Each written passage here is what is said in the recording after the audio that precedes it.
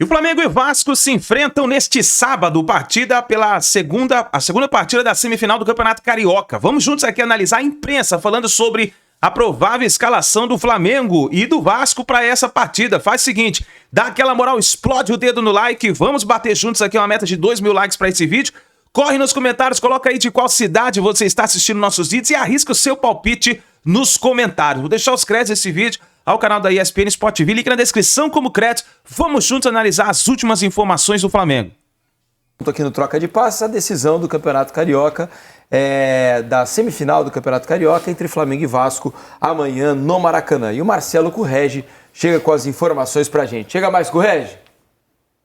Fala, Felipe, prazer falar contigo e com todo mundo aí na bancada do Troca de Passos, quem está acompanhando o programa também, sobre Flamengo. O time rubro-negro treinou pela última vez nessa sexta-feira aqui no Ninho do Urubu, nesse campo que você está vendo atrás de mim, e o técnico Felipe Luiz, como de costume, mantém o mistério em relação ao time que vai entrar em campo amanhã contra o Vasco da Gama, segunda partida pela semifinal do Campeonato Carioca. Lembrando, o Flamengo venceu o primeiro jogo no estádio Newton Santos, com o mando do Vasco da Gama, vitória por 1-0, gol do Bruno Henrique, e por ter tido essa vantagem e também a melhor campanha na primeira fase do Campeonato Carioca, o Felipe Luiz joga até por uma derrota por um gol de diferença nessa segunda partida. No entanto, a gente sabe que o técnico do Flamengo, nesse processo de construção do estilo de jogo do time, que vai muito bem até aqui na temporada, joga sempre para vencer. E aí ele vai ter mais peças importantes à disposição numa comparação com o elenco que foi para o jogo da semana passada no Newton Santos.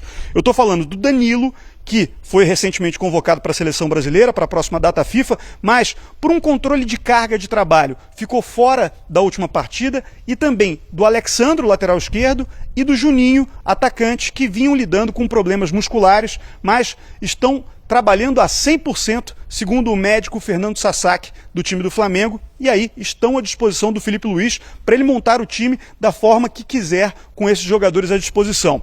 Importante dizer que o momento aqui no Flamengo é muito positivo, com essa convocação de 4 jogadores para a seleção brasileira, para os jogos contra a Colômbia e a Argentina pelas eliminatórias da Copa do Mundo. São eles o Danilo, o Léo Ortiz, o Wesley, pela primeira vez convocado para a seleção, e também o Gerson, e isso não acontece com tanta frequência, mesmo num time tão grande quanto o Flamengo. Só para você ter uma ideia, a última vez tinha sido em 2017, num jogo em que apenas jogadores que atuavam no Brasil tinham sido convocados pelo Tite. E aí o Alex Muralha foi convocado junto com o Jorge e também o William Arão e o Diego Ribas. E em 1989, antes da Copa América, o Flamengo também teve 4 jogadores convocados para a seleção brasileira. Essa lista é a seguinte: Zé Carlos, o goleiro, Jorginho, lateral direito, Aldair, o zagueiro, e Bebeto, o atacante, tão importante no tetracampeonato mundial do Brasil. É isso, Felipe. Um abração para você e para todo mundo aí do Troca de Passes. Valeu, Currege. Obrigado pelas informações. Que quarteto esse, né? Esse último citado aí pelo Currege. Uma convocação antiga, lá de trás, bons tempos, antes do Tetra. A gente estava vendo aqui o gramado excepcional do Ninho do Urubu, né? Tinha um amigo que falava assim, essa grama tá tão bonita que dá vontade de comer, né? O gramado lá do Ninho do Urubu, assim, podia colocar o pessoal que cuida dos gramados do Ninho para cuidar dos gramados dos nossos estádios, né? Exatamente. Porque lá, aparentemente, o pessoal sabe cuidar e tem muito estádio aí que tá com dificuldade. Mas falando de time, de jogo, antes da gente falar do Flamengo, vamos ouvir as notícias do Vasco? E aí a gente já coloca tudo num pacote só. Quem é que traz as notícias do Vasco pra gente é a Ana Flávia Nunes. Chega mais, Ana! Oi, amigos, tudo bem com vocês? A gente está acompanhando, todas as notícias do Vasco, às vésperas dessa decisão que vale vaga na final do Carioca. Aliás, mais de 30 mil ingressos foram vendidos para esse clássico entre Flamengo e Vasco amanhã aqui no Maracanã. E o Vasco chega para esse jogo bastante confiante na virada sobre o Flamengo. Claro, a equipe está embalada pela classificação para a terceira fase da Copa do Brasil, depois de vencer o Nova Iguaçu por 3-0 na quarta-feira. E a equipe entende que é possível, sim, buscar essa classificação para a final do Carioca, mesmo com o desafio de vencer o Flamengo por pelo menos 2 gols de diferença. O técnico Fábio Carille disse até que, por causa do pouco tempo de treinamento para o Clássico, a preparação com o time vai passar muito mais pelo fator mental do que pelo fator técnico. E ele chegou a dizer, inclusive, que o time tem que ter sabedoria e dosar a vontade de ganhar. A torcida está na expectativa de ver o português Nuno Moreira de novo como titular, depois da boa estreia dele no jogo de quarta da Copa do Brasil. O Nuno estreou com assistência, deu o passe para o gol do Ryan. Foi muito aplaudido pela torcida, bastante elogiado pelo técnico Fábio Carille. Então pode ser que ele seja titular, né, no clássico. Inclusive, né, com a chegada do Nuno, do Garré e do Lloyd Augusto, o Carille ganhou mais opções para montar o time do Vasco. E o treinador sempre fala que gosta de um time com 2 volantes, um mais de contenção e 2 pontas. Então agora resta, né, a gente saber como é que ele vai montar o Vasco para esse clássico de amanhã. Vamos aguardar então qual que vai ser a decisão do treinador Fábio Carille. É isso, amigos. Abraço para vocês. Ana, obrigado pelas informações sobre o Vasco. Vamos colocar aqui então as prováveis escalações, né? A gente recebeu as informações aí do Correge em relação ao Flamengo e da Ana sobre o time do Vasco. Vai dentro daquilo que a gente conversava ao longo da semana, principalmente pós-jogo contra o Nova Iguaçu, sobre qual seria a estratégia e a formação do Vasco pensando nesse jogo, porque a do Flamengo já é mais conhecida, né?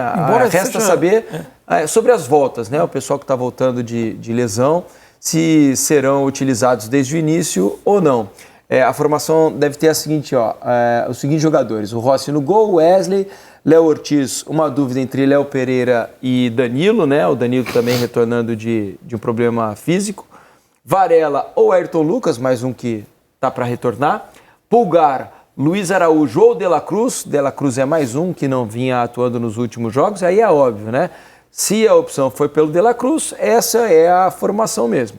Se o Luiz Araújo for o escalado, o Gerson vem aqui para a posição onde estão De La Cruz e Luiz Araújo, e o Luiz Araújo vai para a ponta direita, que é a posição onde ele mais costuma jogar. Arrascaeta centralizado, Plata na esquerda, Bruno Henrique como centroavante. O Flamengo, de que maneira você acha que ele vai escalar, hein, o Mansur? Com o De La Cruz e sem Luiz Araújo ou com o Luiz Araújo? Eu acho que a gente vai atravessar a temporada apresentando o campinho do Flamengo com essas dúvidas. Eu acho que vai ser uma característica do trabalho e pelas boas opções em algumas posições, a gente vai ter dificuldade de definir o que é a formação titular. Por exemplo, a dupla de zaga. O Danilo teve uma espécie de... Não teve uma lesão, não, né?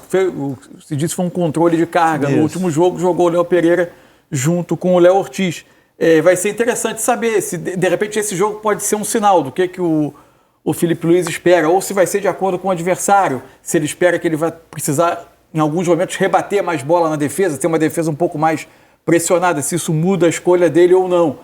O meio-campo tem uma coisa que me intriga, né? O De La Cruz teve um corte no pé que tirou ele do jogo com o Maricá. Mas antes do jogo com o Maricá, tinha havido um jogo da fase de classificação contra o Vasco, em que ele ficou no banco e não entrou. Aí teve o corte no pé e depois ele foi para o jogo no Newton Santos, o jogo da primeira semifinal, ficou no banco também e não entrou. Mas o Felipe aí argumentou na entrevista que a questão do piso sintético para um jogador que tinha ficado pouco tempo de treinamento, e ele é um dos jogadores que, por questões articulares, demora um pouco mais a recuperar após jogo no sintético, por isso ele optou por não colocar, senão ele teria jogado. O que eu tenho percebido assim o De La Cruz, o Felipe Luiz não teve sempre o De La Cruz nessa temporada, teve poucas vezes, mas não usou tanto assim. E quando usou, não deu esse resultado. E quando usou apenas em uma ocasião, junto com o Arrascaeta. Ou um ou outro, você disse? Eu não estou dizendo que é um ou outro. Ele usou contra o Botafogo os dois juntos no jogo da fase de classificação. Sim. Eu tenho uma sensação assim, de que ele quer que esses dois volantes deem bastante sustentação. Tanto que ele usou muitas vezes Alan, usou Pulgar, usou Everton Araújo em muitos momentos. Agora tem usado o Gerson, aí já um pouco mais solto, né? Mas eu não sei se a gente talvez vá ver em alguns momentos o De La Cruz na posição mais adiantada, em momentos que o Arrascaeta não estiver, que ele entenda o De La Cruz como um jogador um pouco mais à frente. Não que ele não o veja como volante, sim, mas são poucas as vezes que ele usou o De La Cruz junto com o Arrascaeta. Pode ser apenas uma coincidência, por ele ter tido o De La Cruz muito tempo fora, mas para mim não está muito claro ainda qual é a concepção, Se existe um trio ideal na cabeça do Felipe para esse meio. Aliás, desde que chegou, o De La Cruz tem ficado, acho que, mais fora do que dentro, né? Ele tem tido seguidos problemas, né? O percentual de jogos dele fora. Ainda que o porte do pé seja uma coisa diferente de um problema físico habitual, mas foi mais um jogo em que ele não esteve. Pois é, a gente até precisa fazer, eu pedi para o pessoal do espião estatístico, né? Que é bom nisso, para saber qual o percentual de jogos que o De La Cruz participou. Era Tite ali que ele chegou, ele até participou Começo bastante mais bem, até a Copa tanto América, que ele virou né? o motorzinho do time. Depois atrapalhou um pouco. Como é que você imagina, Alex, que Felipe Luiz está pensando não só nesse jogo contra o Vasco, mas assim em termos de formação, do que você percebeu do trabalho até aqui? Eu acredito, eu não acredito que ele vai pôr o De La Cruz de início, por esse período todo de treinamento, que ele usou até o termo assim, ó, lá na frente ele vai me agradecer por esse período. Ele falou isso, né, por causa do cuidado com o joelho dele, acho que principalmente.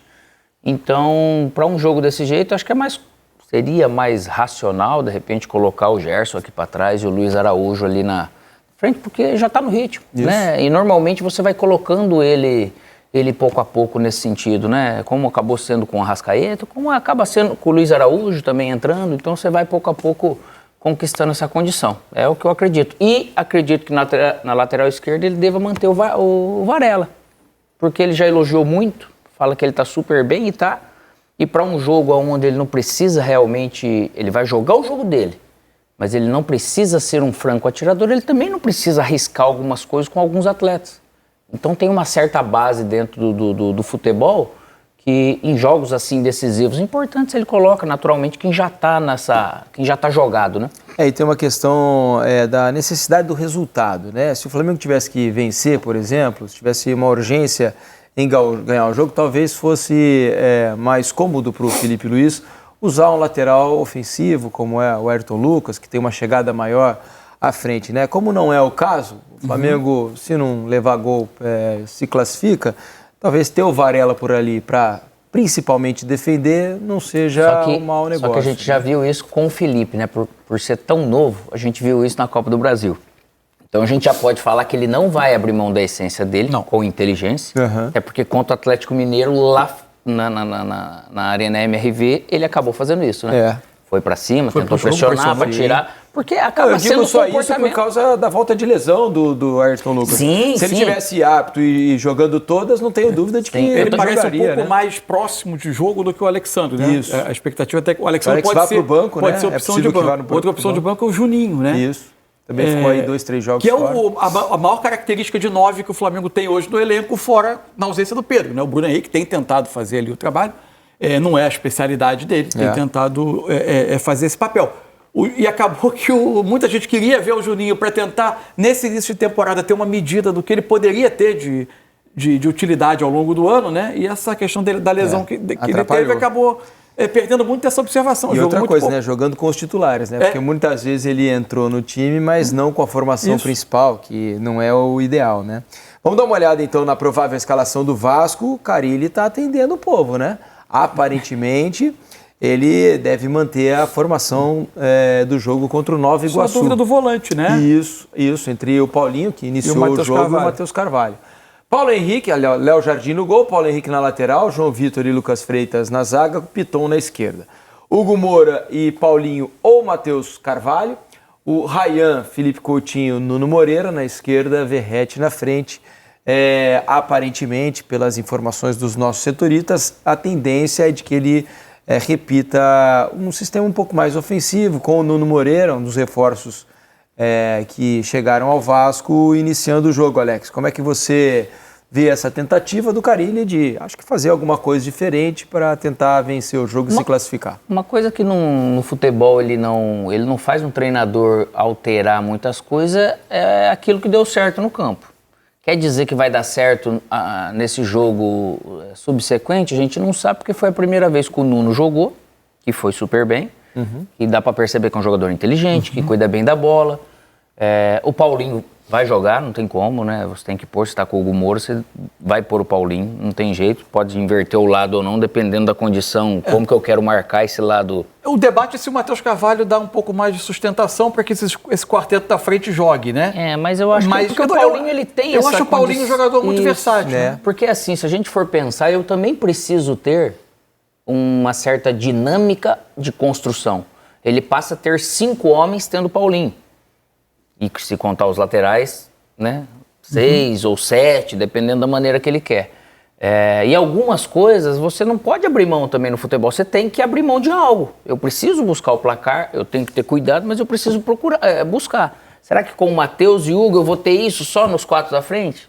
Né? Então, às vezes, eu acho que o Paulinho ele traz algo, essa característica que eu, imaginando aquilo que eu vejo de futebol, eu também colocaria com esse quarteto da frente, sim, para poder jogar o jogo, né, cara? E ver o que vai acontecer. É dificílimo, porque o Vasco é um time que está tentando se formar. O Carille já falou no jogo passado ou no atrasado sobre a questão emocional. Quando toma um gol, é um time em construção. Para poder conseguir coisas maiores, conseguir virar, falar que futebol não pode acontecer, lógico que pode. Seria algo espetacular. Mas para esse Vasco hoje a gente vê, não tem nada a ver com o clube, a história do Vasco da Gama. Mas com essa equipe hoje, é mais difícil porque ela não foi testada nesses momentos. Sim. Né? Então, e o Flamengo, ele realmente tem mais talento, tem mais tempo e tem tudo. Então, eu acho que ele tem que sim que ir com coragem, porque jogar do jogo, meu filho, futebol é muito louco. Do mesmo jeito que você pode fazer 2 gols que a gente já viu lá depois dos 46, às vezes você pode iniciar um jogo dessa maneira também.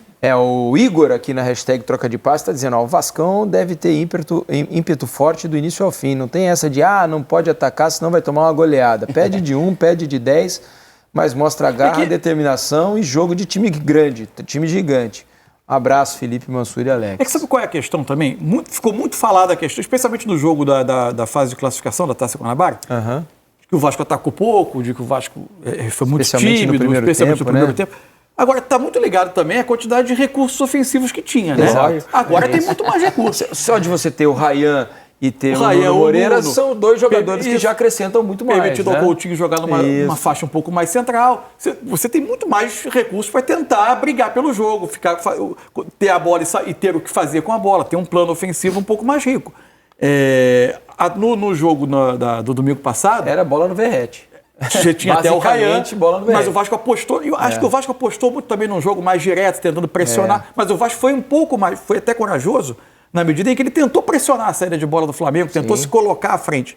Mas tinha menos recursos do que agora. Agora ele acrescentou um jogador mais de qualidade, com capacidade técnica na frente, com entendimento do jogo. Fora 2 opções do banco, né? Que a gente ainda não sabe do que são capazes, ao certo, e o quanto vão poder ajudar o Vasco nesses próximos jogos Lloyd, na temporada. O Garré com pouquíssimos minutos. Assim, e outra coisa, se a gente for ver parte de ataque, o Verrete é espetacular na área para finalizar. Só que o Verrete ele não é o cara de uma tabela, de sair... Prender a bola é uma coisa. Mas agora fazer o jogo, eu tendo só um meia e com ele na frente, como ele não teve opção de, às vezes, os 4 volantes fazendo 2 linhas de 4 ali. Então, hoje você tem mais recursos para isso, para você poder ter condição de fazer um jogo mais combinado e, às vezes, chegar a um cruzamento de um lado e de outro com os laterais para que ele exerça essa melhor característica dele. Né? Olha, hoje, falando ainda sobre Flamengo, hoje a Conmebol divulgou os potes da Libertadores, né, os potes para o sorteio, né, são 4 brasileiros como cabeças de chave, né, no grupo 1. Aí a nossa ilustração para vocês. O Botafogo vai ser, como campeão atual, já será o cabeça de chave do grupo A. Os outros cabeças são River Plate, Palmeiras, Flamengo, Peñarol Nacional, São Paulo, Racing da Argentina. No pote 2 estão Olímpia, LDU, Inter de Porto Alegre, né, Libertad, Independiente Del Valle, Colo-Colo, Estudiantes e Bolívar. No pote 3, Atlético Nacional, Vélez, Fortaleza, Sporting Cristal, Universitário, Tajeres, Deportivo Táchira, da Venezuela e Universidade do Chile.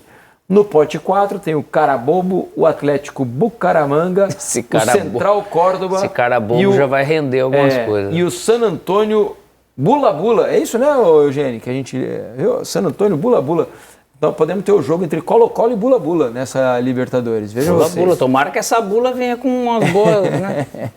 Isso. E ali entram os times no G1, G2, G3 e mata-mata. G4. Exato, entram os times que estão disputando essa última fase da fase classificatória da Libertadores. Tá aí, nação, então essa deve ser a provável escalação do Flamengo para a partida contra o Vasco que acontece amanhã. O que acontece no caso hoje, já passamos já de meia-noite. O Flamengo vai com Rossi, Na zaga, na minha opinião, pelo meu ponto de vista, eu acho que ele vai de Léo Pereira e Léo Ortiz. Por quê? Danilo foi convocado para a seleção brasileira. Tá focado ali. Então eu acho que o Felipe Luiz deve ir de Léo Pereira e Léo Ortiz. Nas laterais, o Wesley, eu acho que ele vai de Varela, porque o Varela foi improvisado ali na lateral esquerda e se deu bem. Luiz Araújo e Eric Pulgar. Eu acho que De La Cruz deve ser poupado aí, vamos ver. Avançado ali, Plata, Arrascaeta, Gerson e Bruno Henrique. O Bruno Henrique, meu amigo, tá voando e, na minha opinião, merecia também ter sido convocado para a seleção brasileira. Mas isso aí é outros 500, a gente conversa sobre isso depois. Agora, falando do Flamengo, é o seguinte, vou deixar meu palpite registrado aqui. No retrospecto das partidas entre Flamengo e Vasco, vemos inúmeras, a diferença é grotesca, de vitórias do Flamengo para o Vasco. O Flamengo está num momento incrível, vencendo inúmeras partidas. No comando do Felipe Luiz só tem apenas uma única derrota. Então, o Flamengo chega muito forte. Vai jogar no seu campo, vai jogar no Maracanã, torcida a seu favor. Conhece o campo. Então, quer dizer, o Flamengo está em casa. O Flamengo, na minha opinião, chega favoritaço para conquistar essa vaga para a final do Campeonato Carioca e buscar o título. Mais um título para o técnico Felipe Luiz e para o Flamengo. O Felipe Luiz é um técnico que já falou nas suas coletivas que quer conquistar todos os títulos possíveis pelo Flamengo. Ele quer bater recordes e ele tá batendo, né? Então, eu acho que o Flamengo chega muito forte e por isso eu deixo meu palpite registrado aqui. Para mim vai dar Flamengo 3-0 em cima do Vasco. 3-0, com direito a gol de Bruno Henrique, rei dos clássicos, hein? Ele que tá brilhando aí no Flamengo. Então, na minha opinião, vai dar Flamengo 3-0. Vamos ver o que vai acontecer. Por isso, vai nos comentários aí e coloca aí o seu palpite, deixa registrado e vamos ver o que vai acontecer, tá bom, nação? Olha, muito obrigado por você estar aqui até o final do vídeo. Não se esqueça de deixar o seu like e se inscrever aqui no canal Lances Inéditos, que é o canal secundário do canal Meu Mengão React, tá bom? Então fica ligado, se inscreva, ative o sino das notificações e assim que a gente tiver mais notícias do futebol, nós vamos trazendo aqui pra gente interagir junto aqui no nosso canal, tá bom? Um grande abraço e a gente se vê no próximo vídeo.